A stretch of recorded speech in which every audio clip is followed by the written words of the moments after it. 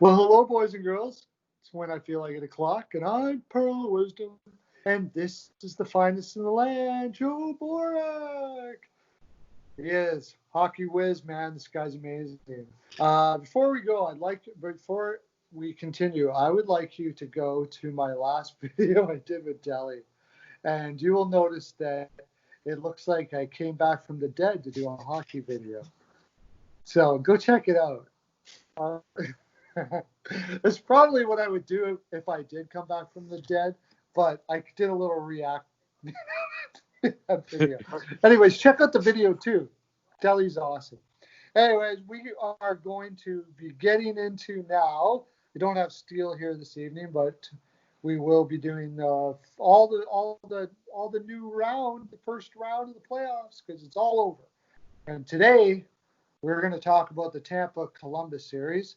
And while doing so, we're going to talk about what happened with Columbus, how they got there with in their series with the Leafs, which was amazing.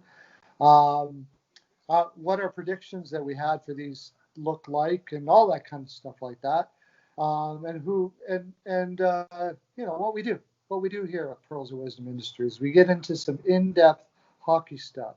If you like in-depth hockey talk from two people that like to pretend they know what they're talking about. No, that seriously kind of know what they're talking about. And probably you do too. You're going to enjoy this fine program. I'll tell you that right now. So, Joe,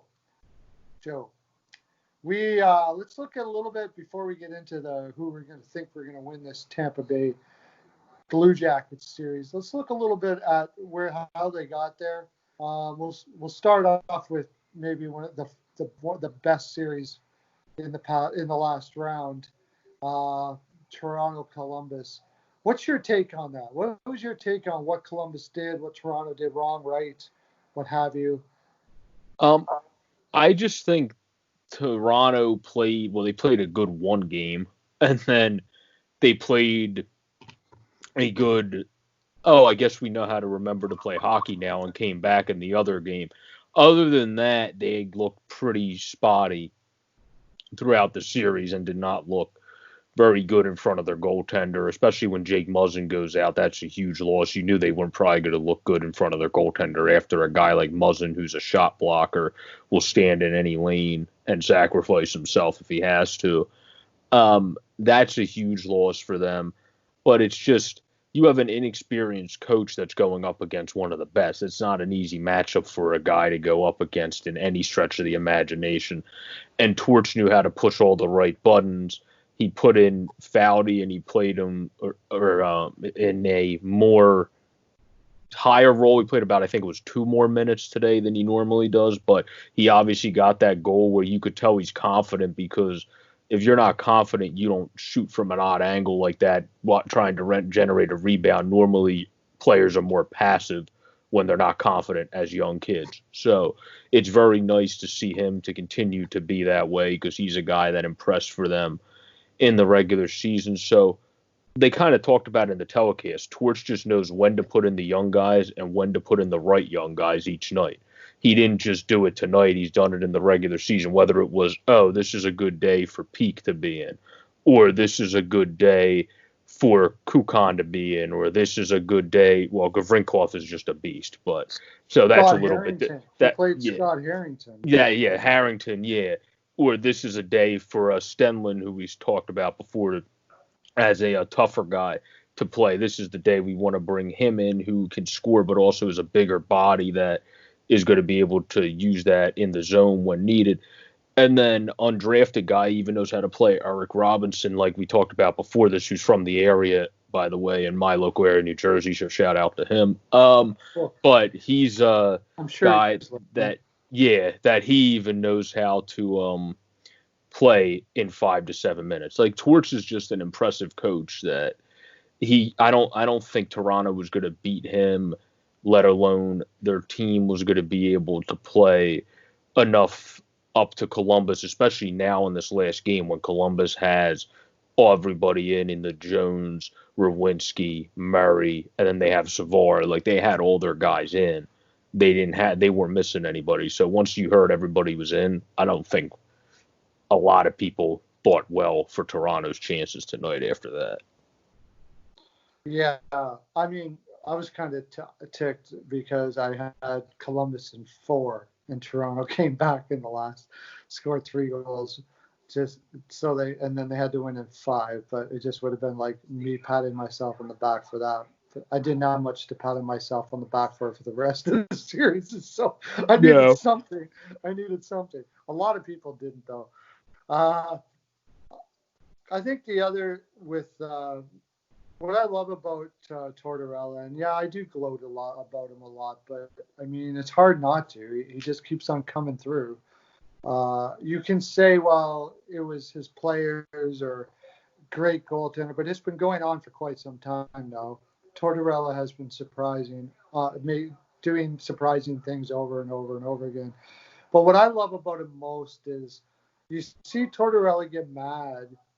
And when he went after Dubois, that's been shown over and over and over again, him yelling at Dubois on the bench, like directly at Dubois, right? Not too many coaches you see spouting off on their best player in front of everybody like that on a bench. And that player comes back and he's kicking ass. Because what I love about Tortorella is he doesn't get mad at people if they make mistakes. He gets mad at people when they don't believe in themselves and when they don't act like they believe in themselves and play like they're as good as he believes they can play. That's what I love about Tortorella. He'd rather you make a mistake doing something aggressive and whatever than make a mistake because you're acting like you're not good enough. Yeah, that's what I love about it. Exactly. I completely agree with that. And Dubois, I mean, that was like almost like, I don't know, you can compare it to any great player because it was like a Lemieux, Gretzky, Crosby back in still somewhat, but McDavid, it's like, oh, we're down 3-0. Oh, don't worry, guys, I got this. Everybody else just sit here and watch. Where he just took over that game and brought them back single-handedly, scoring 2 of the goals. Then I think it was Seth Jones in that game might have had I'm trying to remember who had the other goal. It might have been Jonesy in that game. But either way, then Dubois scored the game-winning goal in overtime to get the hat trick. I mean, yeah, you get called out. How what better way can you answer than that? Yeah, I don't know. He just does the right thing. And and you mentioned about Keith. He did seem overmatched. Like it really did through the whole series. He didn't seem to be able to. He seemed to he seemed to almost get out of his own comfort zone. He was doing very odd things. Putting Nylander at center and throwing all the big 3 up on the top line to me was head scratching. Why would you weaken your depth on your lineup against a team that relies on depth?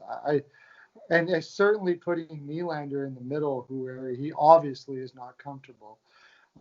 It's almost like he was trying to go outside the box, Tortorella. It really was.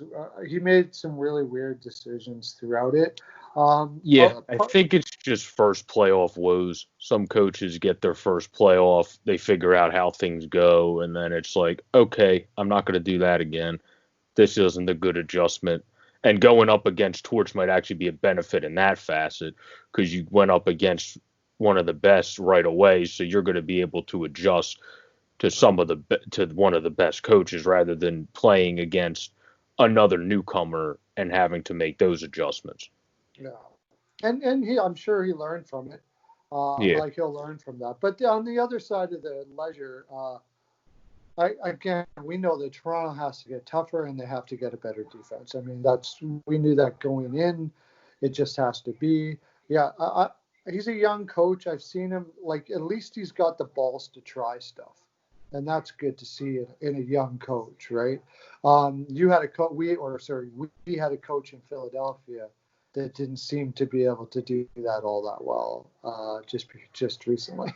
And a young coach who didn't seem to didn't like to do things too much outside of the box. And I think in this NHL, you have to be able to do that. Everybody calls Tortorella an old school coach. I don't know what you're talking about. Tortorella does a lot of shit that old school coaches, he's very, very progressive. He's ahead of his time in a lot of things that he does, actually. But the only reason why they might call him an old school coach is because he says what's on his mind. You know, he's pretty upfront. That's why. Blunt. Yeah. Because everybody doesn't read into everything and pay attention to different interviews and stuff to know, or read all the articles about how he's coaching, and the Jack Adams Award ones on his, like, some people wrote articles on coaching styles of different coaches in the past. Not everybody reads those. Everyone just goes, oh, this guy says it as it is. That's old school. Yeah. And that's how you get labeled. You wear your heart on your sleeve normally gets labeled old school nowadays. Yeah, and the fact that he yells at Dubois on the bench, that would seem like an old school play. But I would say that it's just he's progressive and uses everything at his disposal. He has an old school aspect to him because he says he wants his players to hate the opposition, and that's an old school way of thinking. So it seemed to me that this series was like the ultimate new school going up against an old schoolish that has a lot of new school in him as well. But you know what I mean?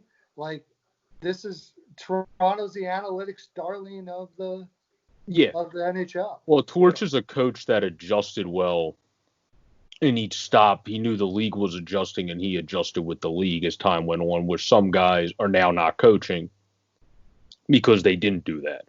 They didn't look at how the league was changing and go, okay, these are some of the things. Maybe I have to play some of my youngsters more than I used to because we're going more off of speed and not all this other stuff as much, and skill, than having two lines now that can run more physicality compared to one, maybe, or like such on and so forth. Torch knew how to adjust and do all that. Some guys got left in the dust because they didn't know how to do that.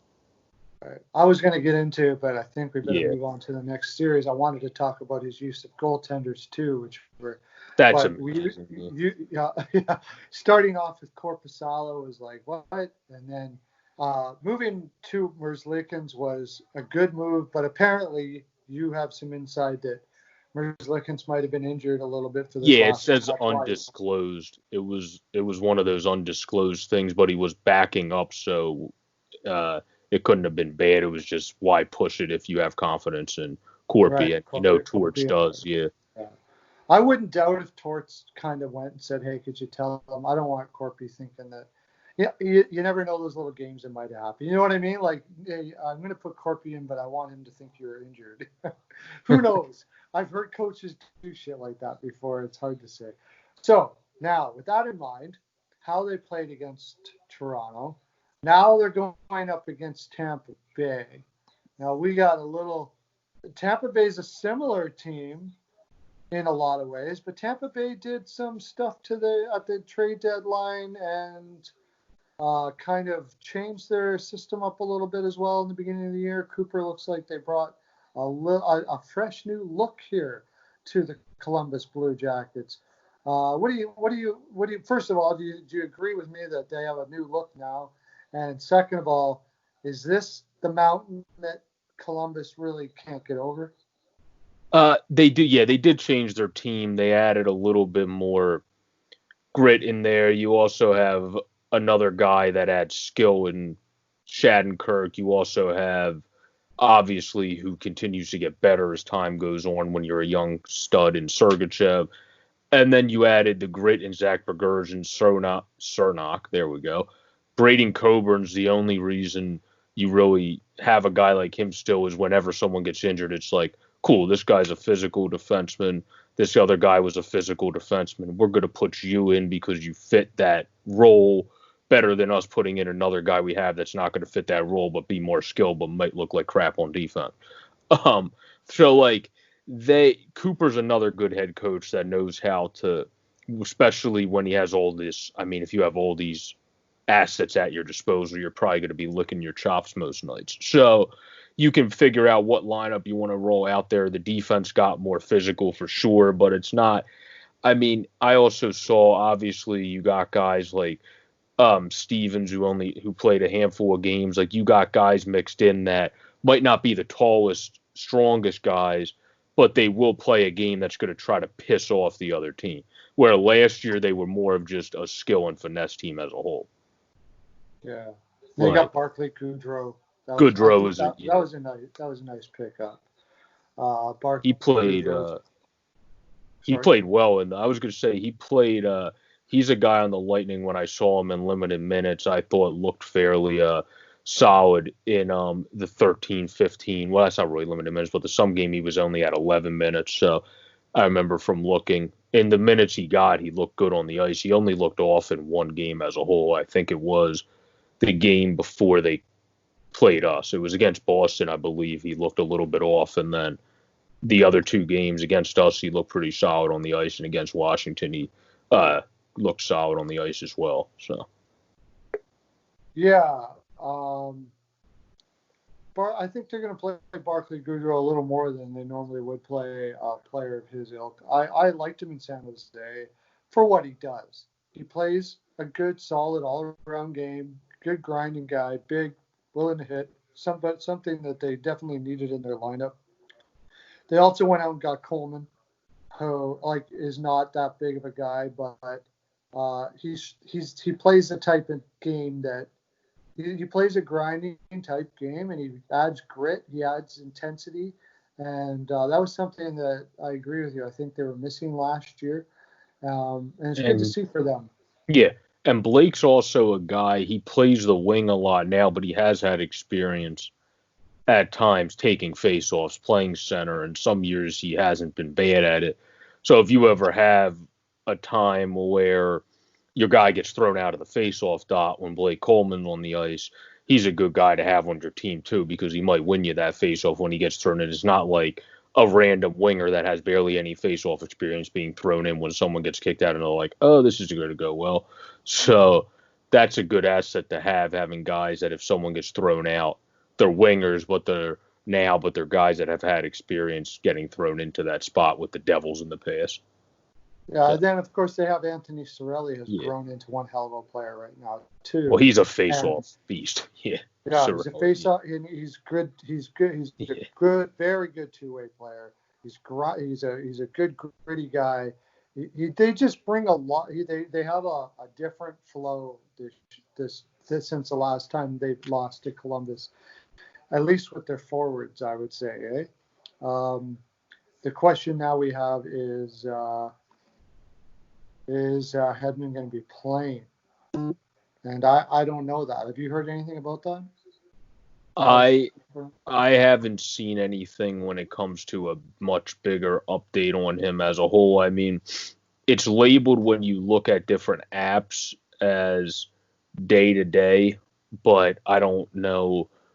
I mean, it's labeled day-to-day as leg when you look at different things, but I'm not sure if that's actually day-to-day, because technically the whole NHL, like whenever somebody gets injured, until you might eventually find out what it is, people are normally labeled day-to-day. Like Raffl was labeled day-to-day at first, and we know Michael Raffl is not, like AV even hit it at, that's going to probably be something that's a little bit. So that's probably going to be a while, yeah. Yeah. Yeah, you got like Palat, Point, Kucherov, Killorn, Cirelli, Johnson on the wing, Goudreau, Gord, Coleman, Paquette, Stevens, Maroon. That's a pretty solid top four. That kind of depth, I don't even think Toronto could really, as far as overall depth of their lineup, be able to compete with that. They may have higher end depth, but not that type of scoring and overall solid skill and defensive ability in their top four lines. Taking out Hedman, we were talking about this before the program. We could suggest that Columbus has a better defense than Tampa possibly, with Hedman out. Would you agree? Yeah. They have Gavrinkov, who just came up and continues to get better and look another guy that looks wise beyond. Murray, who never turned out to be the guy they thought, but they still like him a lot there. He's kind of a guy that Torch knows what he's getting from most of the time. And he's playing with Kukan, who you want a guy that's kind of been in the league a couple of minutes to play with a guy that is a good 5'6" that you're trying to continue to develop. You don't want to put a guy like, I don't know, like a guy like Zamula type player on the Flyers type there, or Gavrinkov with a Kukan, because that wouldn't make sense, because you're going to have two guys that are not, even though Gavrinkov's great, you wouldn't want to have an inexperienced youngster with a defenseman that you're trying to develop also. But their top line is one of the best defensive lines in the league. I mean, Werenski with Seth Jones is very up there with like how they rank. One of the better ranked lines is also Provi and Niski. I mean, that's a very big, great combination line there. Those guys just know how to. Obviously, Werenski's got a great shot and passing ability and great offensive ability. And for what Werenski doesn't do on the offensive zone, Seth Jones, or on the defensive zone, Seth Jones makes up for that and also provides offense for you, because he's just one of the top defensemen in all of hockey. So, yeah, I would say without Victor Hedman, they are probably better, because that top four with David Savard is a very good top four, who's, as we talked about before the pod, is one of the most underrated defensemen in hockey. So, absolutely. I agree. Gavrikov, we talked about that before the series, how Gavrikov has been underrated all year because he's a young kid. Yeah, he's not really. It's also because he's on Columbus, I think. Yeah, it's also so not the most talked about team here. Yeah, he's played fantastic all year long and got better and better as the year went on. And like you said, Savard, Seth Jones, even Kukan could play in a lot of teams' top four. Not regular basis, but he can fill a role up there, all right. He's not going to hurt you all that much. I think Columbus probably is better than them on defense without Hedman in there. But the thing with me is, and now we'll get to our guess, I guess would say, as to who may win this series. If you got to tie me down and pick somebody, I'm going to probably pick Columbus again. And if you want to ask me why, I'm like, I don't know. Tampa on paper probably should win this. I don't think Columbus's defense is that much better than Tampa's defense compared to how much on paper Tampa's forwards are better than Columbus's forwards. I think Tampa's forwards pretty much should crush Columbus's forwards. Goaltender-wise, Korpisalo, I don't know. Would you, beginning of the year, did I think Korpisalo was going to be stealing games against Toronto Maple Leafs in the playoffs? No. But he did play like a all-star caliber goalie before he got injured. So it's kind of like, I think that was Boone Jenner. I don't remember. But one of their players said in a post game, it's not like he played bad in the regular season. You play like an all-star. Well, so it's not like we were surprised that he stepped up for us. We just have confidence in both our guys, basically. Yeah, I meant before the season started, though. Korpisalo had a great year all around, injured or whatever. Yeah. Right? Now, their forwards are interesting because if you look at them, well, Cam Atkinson might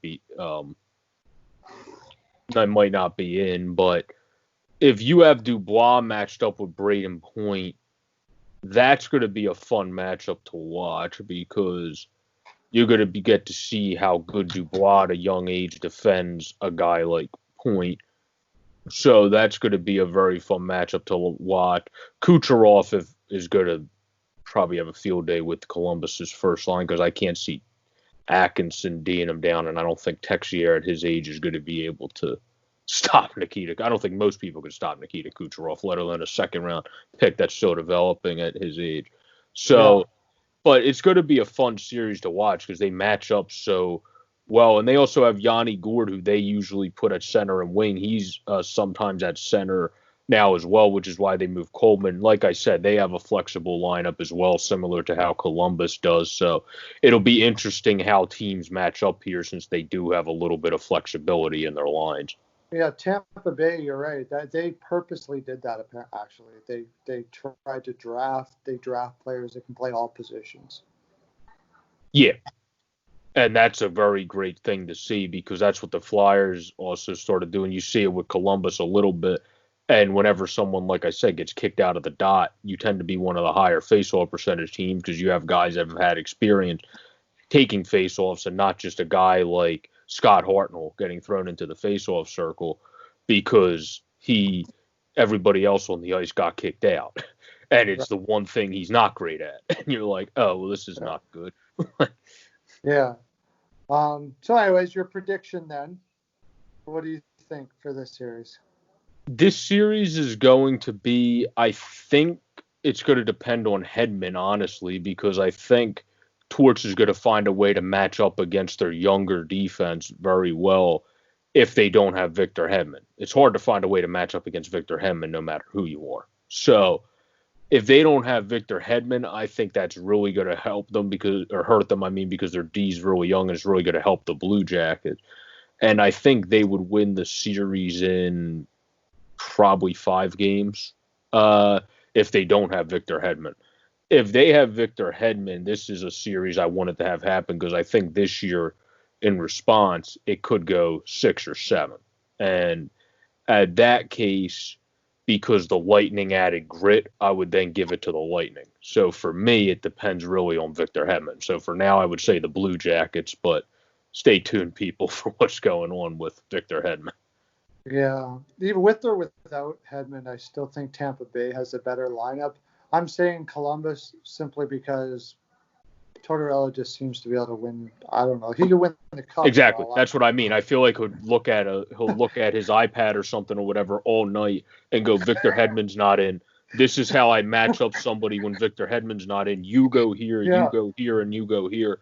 Yeah. And then that's why they're winning 5 games, because they'll figure out a way to win 1 game, and then somehow Columbus will win in 5. And then if Hedman's in, though, like I said, you can be the best thing since sliced bread. Not many coaches have figured out the best ways to match up against Victor Hedman. Yeah. So if Tampa Bay wins the series, it wouldn't surprise me at all. No. Because on paper, they should win the series. Anyways, boys and girls, that's our full 42. That's our deep dive, getting in depth. We're going to do every series probably with Mr. Steel Flyers, who I'd highly recommend you go check out his fine program there at www.steelflyers. He has a new website over there, and it's fantastic, if I do say so myself. What do you got going on right now, Joe?